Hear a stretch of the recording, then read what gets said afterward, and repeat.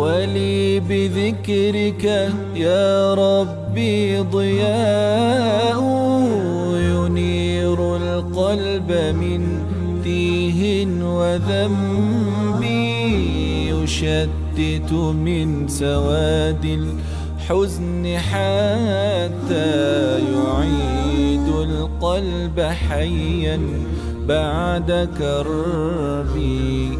ولي بذكرك يا ربي ضياء ينير القلب من تيه. ما شاء الله تبارك الرحمن، إن شاء الله ربنا يجمعكم على خير.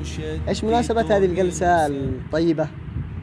جالسين نذكر الله تعالى ونذكر نعمه علينا. نسأل الله عز وجل أن يجمعنا على ذكره وشكره. طبعا هذا الموقف وهذه الجلسة ذكرنا في حديث نبوي وموقف نبوي للنبي عليه الصلاة والسلام. قالوا كان في البيت، فجأة خرج إلى أصحابه وهم في حلقة ذكر، فقال لهم: ما أجلسكم؟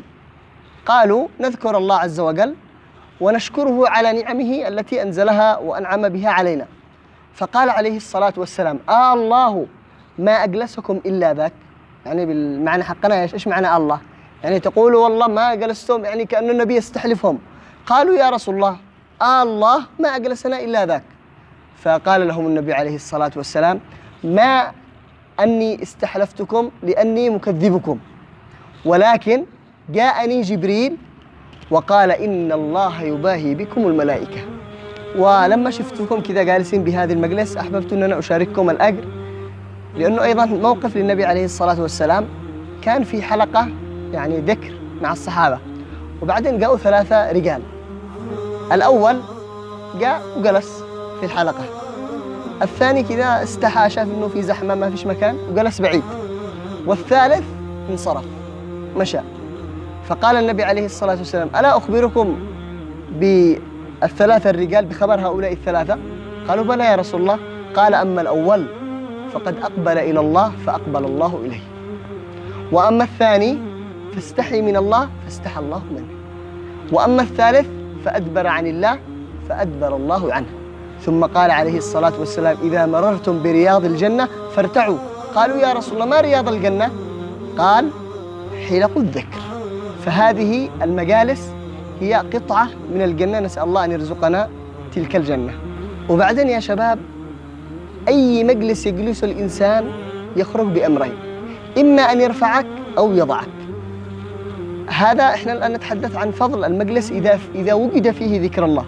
طيب إذا كان ما فيش ذكر الله، يقول عليه الصلاة والسلام: ما من قوم يجلسون مجلس لا يذكرون الله فيه ولا يصلون فيه على النبي صلى الله عليه وسلم إلا قاموا على جيفة حمار.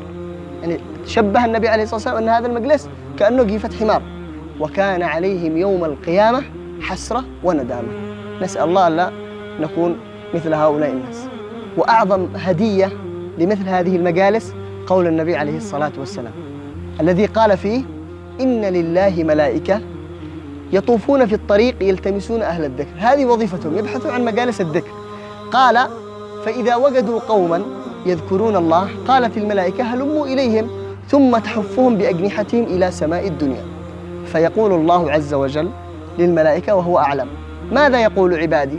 هل يحشوا، يغتابوا، يفتنوا بين الناس، يتكلموا عن الدنيا؟ لا، تقول الملائكة يسبحونك ويمجدونك ويحمدونك. فيقول الله عز وجل: هل رأوني؟ هل شفنا الله؟ لا. فتقول الملائكة: لا والله يا ربي ما رأوك. فيقول الله عز وجل: كيف لو رأوني؟ فتقول الملائكة: يا ربي لو رأوك لكانوا أشد لك ذكرا وأشد لك تسبيحا وتمجيدا. فيقول الله عز وجل: ماذا يقول عبادي؟ ماذا يريدون؟ إيش نشتحنا؟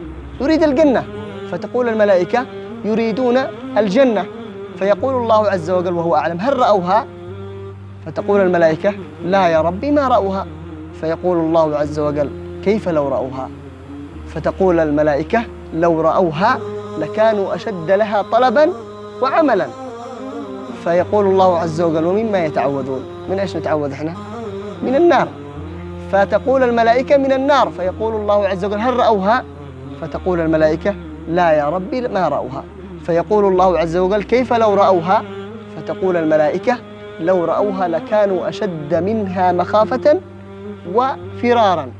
ثم هنا الهدية وهنا البشارة، يقول الله عز وجل أشهدكم يا ملائكتي أني قد غفرت لهم.